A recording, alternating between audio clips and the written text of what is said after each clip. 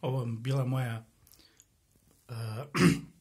gazdarica stana koja je izašla za vreme policijskog časa da izbaci đubre.